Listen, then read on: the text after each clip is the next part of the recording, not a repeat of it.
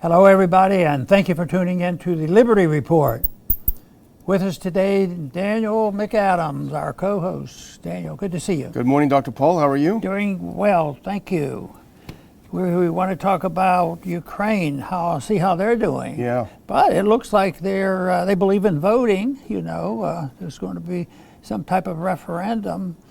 I keep saying, how many times have we interfered in elections around the world? Yeah. It looks like they did have a referendum in 2014, and we didn't like it, so we got rid of him. Yeah. And so we had our own election and got rid of their elected leaders. And it's such a joke, really. But yet, I'm a strong believer in self-determination. I think the least government you have, the more self-determination is. The people just, know how to get along, or they're forced into it. But anyway, it's a mess over there, and there's a lot more guns over there now than there were in 2014. But the world started to change significantly in 2014, especially for the Ukraine area and with what Russia is doing. But right now, there's the claim in the media that the Ukrainians have made a big advance and Russia's on the defense, and now the Russians want to have a referendum, eastern Ukraine, to find out the area that has mostly the Russian citizens, see which way they go. I think it's a pretty foregone conclusion that they'll be voting, for going with Russia. But this is the kind of thing that if governments and the politicians and the insiders would be a little bit more tolerant of people practicing self-determination, they wouldn't have this problem. They'd probably have two separate companies, or maybe an alliance, maybe loosely associated. But no, when the outsiders get involved, and the people get really excited about this, can it be solved with this referendum? I think they ought to try, but I think that we have a referendum every year, every 2 years, every 4 years, and it doesn't seem to settle much. Yeah. Eventually, if you have anything leading to pure democracy or artificial elections in authoritarian states, there is no meaning to it. There is, the Russians always, the Soviets had elections, but nobody believed they were significant. So anyway, they're going through this. It could very well be significant. Putin is going to make his comments, and I guess the biggest concern I would have for the world is, are they going to pull this off and have a referendum and everybody's going to be happier than they were before?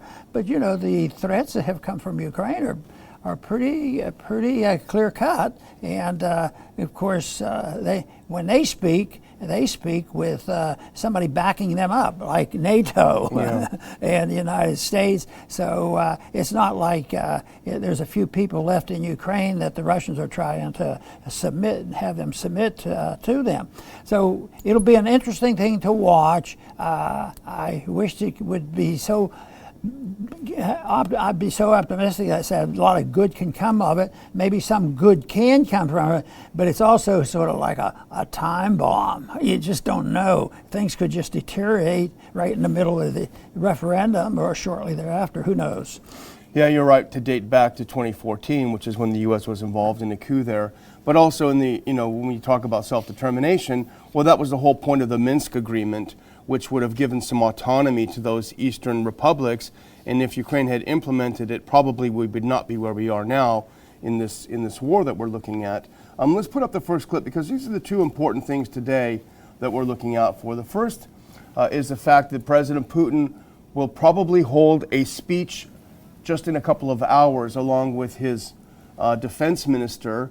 Rumor is that he'll be talking about the referendums in the Lugansk Republic, Donetsk Republic, Kherson, and Zaporozhye, and also possibly talking about mobilization. It's difficult, of course, as a former election observer, obviously, it's difficult to hold a referendum when you're in a state of war. There's no question about it. Voting gets very complicated. Now, Crimea was different because it wasn't militarily occupied and there wasn't a hot war going on. I think it's difficult to hold it.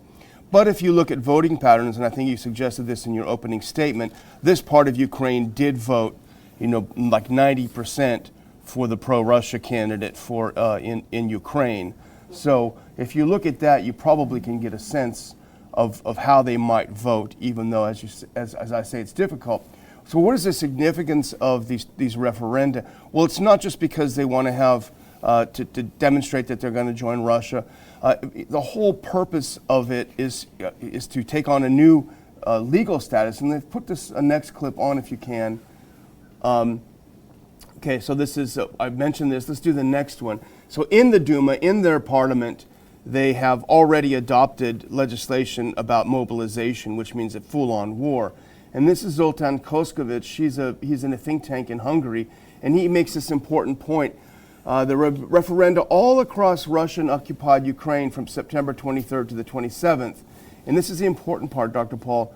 Russian military doctrine allows for very different rules of engagement when armed forces are fighting on Russian land. So if these eastern republics become part of Russia, at least according to Moscow, they will have different rules of engagement. Right now, the fighting in the east, to a large degree, is being done by local militias. This will mean that the proper Russian army, Russian military, may well be deployed there. So it could be a significant escalation militarily. Yeah, there sure is, would be. And I think most people believe that in this election that there will be a lot of sympathy expressed, for Russia, but that will only antagonize and excite NATO and a few other people, and they will get very much involved. But it's a time bomb that, as far as I'm concerned, is all preventable, but human nature is such that this has been going on for so long. And I still have this sneaky suspicion that if you could get young people together, say those up to 25, those who are in the age where the deaths occur once the wars really break out, and in a sober moment, say, do you like this idea of next week? You have to go there and chase those Russians out of there. I just don't think, the average person, because everything has to be hyped up. And that's what we do to our soldiers. Everybody gets hyped up. Not only the soldiers get hyped up because the people finally have an enemy. I mean, I don't know if it could have been anything worse than the hype after 9/11. And they had such an easy target. All they had to do was talk about the bombing of the towers, and people were ready to do whatever. And yet it turns out now that people are very skeptical of the whole scenario and what went on over there. But the people were there and they were ready to go to war, and we ended up with all that war in Iraq and Afghanistan. That's why it's so dangerous for people to interfere. And I just think that the biggest complication is the fact that outsiders are involved in the states, but inside the countries. But people want people sort of like this idea of globalism. That you get together and you have trade policies and you have peace treaties and you do all that. But it's this whole notion, because globalism is the ultimate end point of destroying individualism. So if you want the smallest unit of government that would best serve the world, if it were respected, it would be the family unit, and local communities and the churches, and we had a lot of that in our early history. I mean, the schools and the churches and the hospitals were all done very, very locally.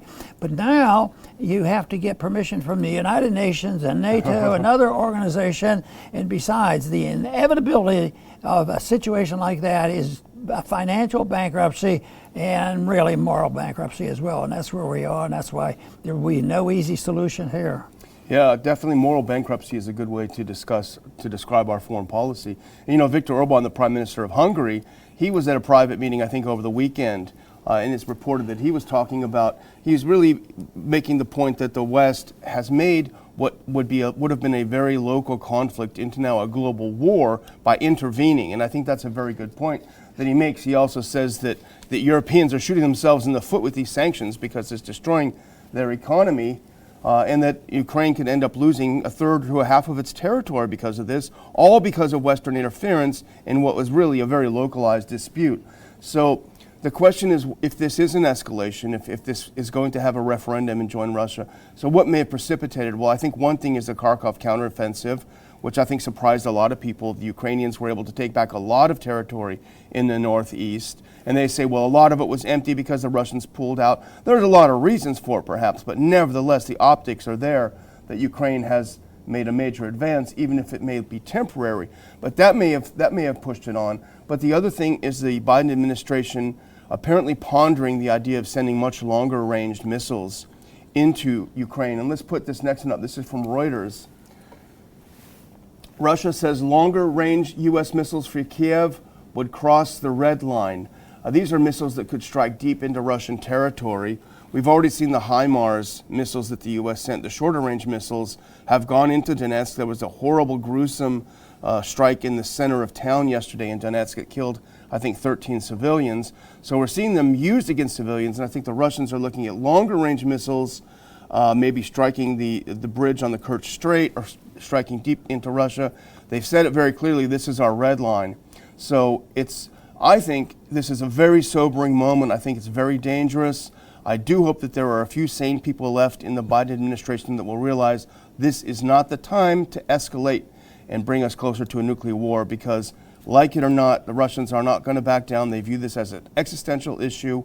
We don't have to agree with or disagree with it. It's a fact. And we're getting involved in something, Dr. Paul, that we have no business being involved in. And certainly, do we want to give up New York, Washington, half of our country, maybe even just down here with all the refineries, because Ukraine's borders are in dispute? I don't think it's a good trade. Well, you know, there's always a lot of promises, and the people can be misled by the promises our governments make. But there were promises all along the way since World War II, you know, about how things would be handled around the Russian border, and that all fell apart. And it wasn't like it was Russia invading Ukraine. That whole mess came from the fact that we made a lot of promises. So now, even if they come up with something and they all of a sudden say, hey, there's way too many weapons here, and somebody's thinking about dropping a nuke on it, we're going to get together and have some agreements. We'd probably say, hopefully, yes, and talk, but you got to be realistic. Who's going to obey the agreements? You know, and we have to, and then the pickle we get put into is we have to talk about our own government, which is more our responsibility.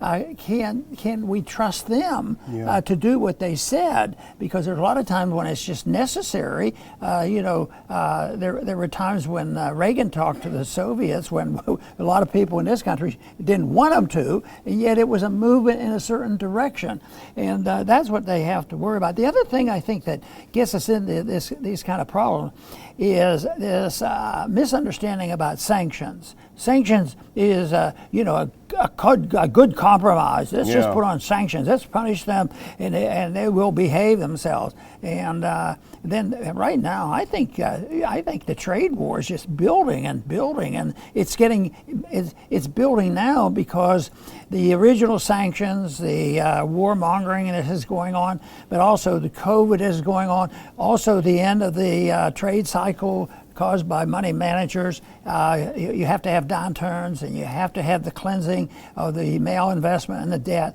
All these things are coming together, and then the trade war is intensifying right now, and that to me is really a problem. But then, all along the way, especially since World War I, they said, oh, what we need is an international government. Well, they tried the League of Nations, and people said, no, that's not going to work.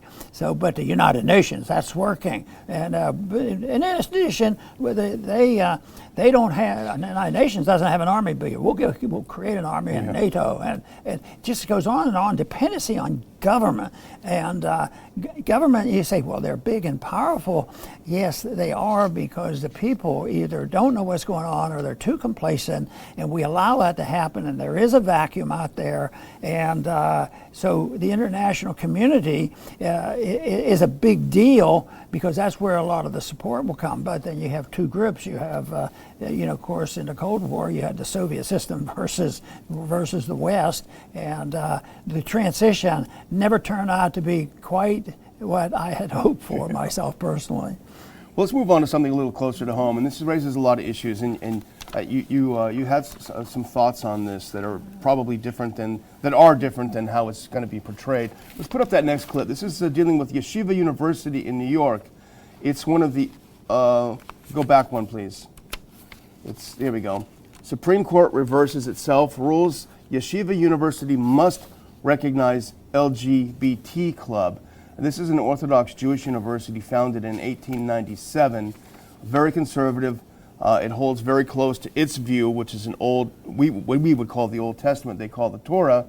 So now it's complicated to explain what happened, but at least temporarily while the case is ongoing, the Supreme Court has ruled that they must accept an LGBT student union, even though the university argues that it would violate its religious teachings. And I think there's a hold on this, and there still will be debates because I think some of the conservatives, that doesn't mean they're going to vote exactly as maybe they should, but I think there's a hold on this, and eventually it'll go back into the courts.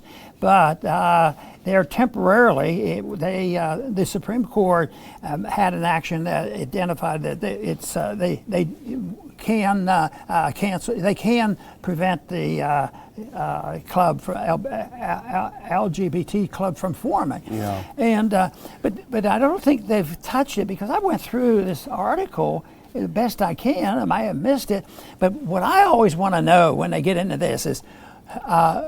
Who has the authority and responsibility of the church or the building or the property?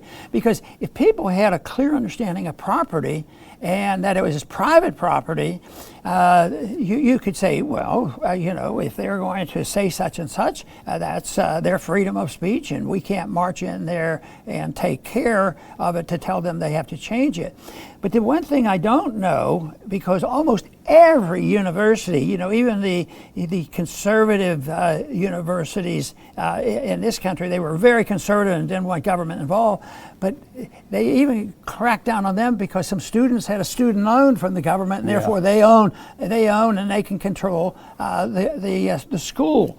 And I don't know whether they even take money. My guess is hardly anybody can avoid taking money, in some way. But they certainly wanted to watch, be independent. But even if it does get real messy in there, you're waiting for the ownership and we can't decide this and all. Well, if there is a controversy like this, and it does not involve violence and killing and war and all this, I think the decision ought to all be, to more leniency. Let them meet and all, because if we had a private university and we have a private school group, a homeschooling group, but if somebody wants to get in there and their main goal was trying to rally the cry with terrorists and teaching them how to make bombs and all this, I mean, there's a time when there's a clear and present danger from that, and you don't do that. But it should be determined by the private owners and control. So I always ask, I've often wrestled with this a little bit in public school. Public schools is a government entity, but they're local sometimes, and then they'll come in with dress codes. And okay, what if you didn't have a dress code? Pretty soon it'd be a bunch of pretty raunchy looking kids coming in without discipline, and so but I think under those circumstances the authorities who has assumed the responsibility might have to make the tough decision. But if you have a libertarian leaning, you always make it in the direction of allowing the maximum amount of freedom if you are not encouraging or promoting violence. Yeah, that's absolutely true. Well, let's move on to our last story, because we want to end on a good news story, and let's put up that next clip. And this is a piece by Josh Rogan, who calls himself a neoliberal. I think he's a neocon. He's not the worst guy out there, but anyway, a conservative think tank turns away from Reagan and toward Trump. I wouldn't call that a good headline, but what it's about, Dr. Paul, is this shift that people are noticing at the Heritage Foundation, which, as you know, always the biggest hawkish, most warlike, one of the most, they and AEI and the others, very, very neocon, very pro-war. Well, they've got a new sheriff in town, Kevin Roberts. He was head of the Texas Public Policy Institute, which we're familiar with, libertarian-leaning group. And he's now taken over Heritage, and he's, at least it looks like, it's probably too early to tell, but he's turning it in what we would call, and certainly our friend Jimmy Duncan would call, a more conservative direction. Let's go to the next clip, because this is from the article itself. He says, what's more interesting, he said, on Ukraine, Heritage has broken with the center-right think tanks, such as American Enterprise and Hudson, and is aligned with the Center for Renewing America, Koch Institute, and Quincy Institute, who argue for restraint. And then he goes on to say, in an interview, he said that, hang on a second, he said, Roberts told me he's trying to position Heritage to be relevant to both sides of the conservative foreign policy world, calling himself, quote, a recovering neocon. He said Washington is caught in a false dichotomy between interventionism and isolationism. Yeah. That last part is pretty encouraging. You know, I think what will eventually happen if the dispute continues or gets worse, it will be resolved. For them, it will be pragmatic in a sense. But you know, it reminds me of how they do it with monetary policy. If our Federal Reserve overdoes it, prints too much money, and there's inflation, they have problems, they have to solve it. Oh, the solution is give them a recession. Oh, we have to raise interest rates. So they nudge the interest rates up, and then all of a sudden the stock market goes down. And then there's a reaction. Oh, no, we know you're doing the right thing, and we know the market would demand higher interest rates. But I'll tell you what, the people have spoken, and the business community has spoken. The stock market went down, so they give up on it, and that has happened. And that people are just—that's all they talk about on the media today on finances is when are they going to change their tune again and give up on raising the interest rates? Well, I think that's sort of the way this is too. That they just wonder if what's going to happen to their donation, yeah. and who's supplying it, because it's a powerful talk. But that's the wonderful thing I think we have with our little organization here. But we talk to a lot of people, yeah. And that is that we don't have to worry about it. We have very, very generous people who help us, and yet the only qualification is take a look at us, to ask us questions, see what we do, where are our positions, and they're going to stay that way. If you feel good about it, support it. Yeah. It's not like, oh, well, if you guys don't come out and say such and such, oh, you're going to get cut off. Oh, we don't have to sit around worrying about that, because what we've been so pleased that when we have, our conferences and get to know the people more, we don't have to, twist arm in a sense of over pressure, and we've been blessed in that sense. And even though we keep saying that someday, maybe there'll be more joining us and say you guys could do better. Your studio could be improved a little bit. That sort of thing. So there's a little but it won't be a quid pro quo. That's for sure. It does make it easier for us. We don't have to see which way the wind's blowing. But nevertheless, I mean, I'm encouraged by this, and I hope it continues in this direction. Put on the next clip, because he says something good about someone we know, and I think that's also a very good sign. If you can put up that next clip.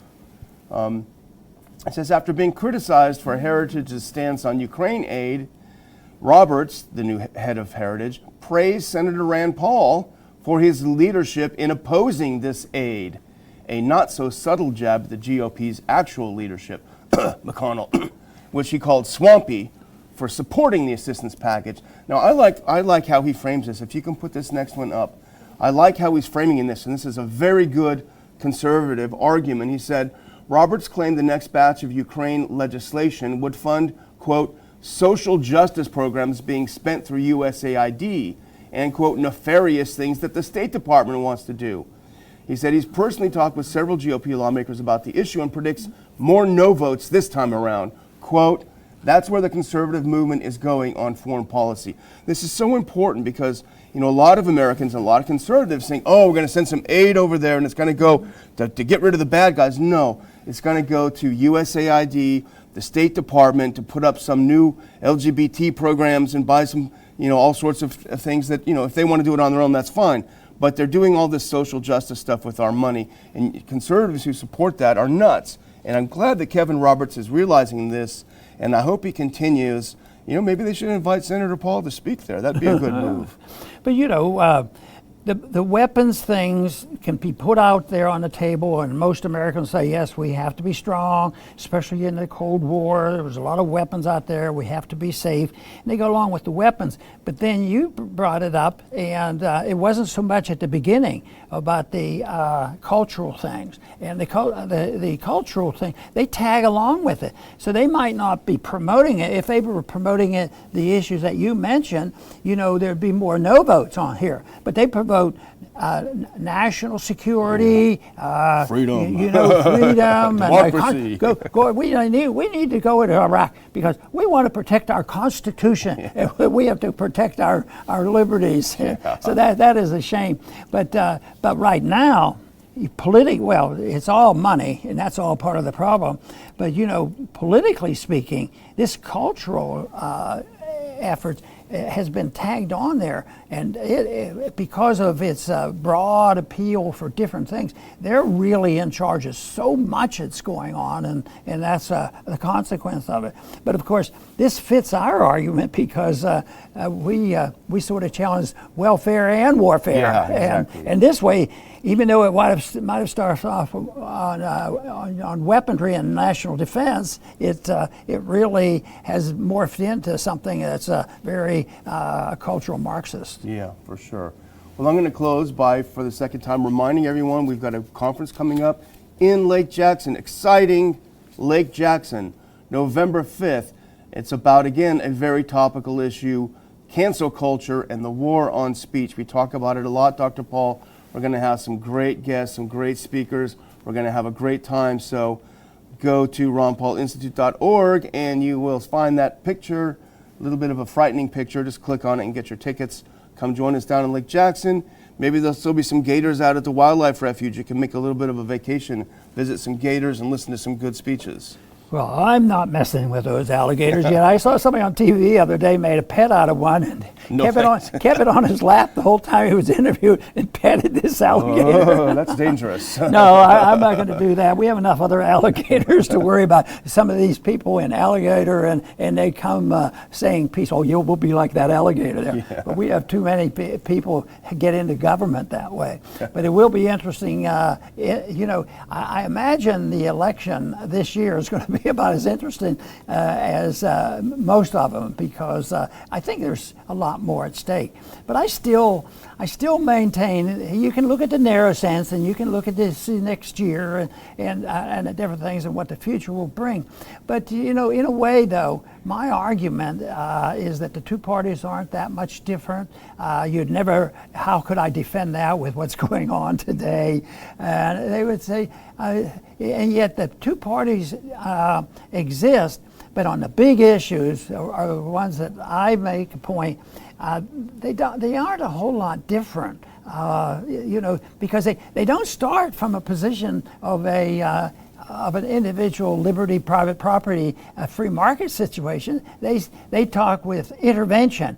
Less interventions with more. But if you have a system where you just have less intervention, you still believe in intervention. And what happens in government? It always grows. And we've been doing that, for 100 years. But let me tell you, it's running out of steam because we're running out of money, we're running out of wealth, and we're running out of freedom. And the antagonism is growing. So let's just hope that I'm completely wrong, that elections don't change things very much. I do know that a lot of people are very hopeful that our borders might become secure, and things like that could be improved. And just getting rid of some of the regulations that were totally unnecessary in the energy field might be a big help to us. But ultimately, it's bipartisan. They generally, both sides support the war, the financing on the welfare and the warfare. They support the Federal Reserve. There's only a few who really care about the deficit, and they really understand why deficits are very, very dangerous. And when the correction comes, and the whole process has been designed, the inflation, the spending, the malinvestment, it's all happened already. People say, is there going to be inflation? Yeah, well, you mean the prices are going to go up?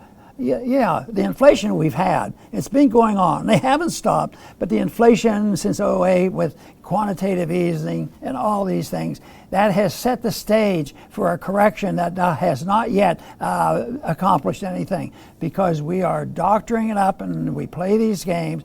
And that's why it's so important that we can help people to understand what personal liberty, property rights, free trade, and these kind of things that solve the problem by the people making the decision rather than having the politicians making the decision. Because all you have to do is say, Ron, I don't think so. We need them at times. Yeah, like we needed them to really help us get through COVID infection. Yeah, that's a good example. Who made all the money? The drug companies made all the money. Were the drugs really successful? Not too successful from my viewpoint. So it's one of those things that people are and will wake up. It's our job and others' job is to present the case for liberty, because it's such a positive thing and it will answer so many of the questions. But it still boils down to having a society that's made up of people that have a little bit of moral concern about their own activities. I want to thank everybody for tuning in today. Please return to the Liberty Report soon.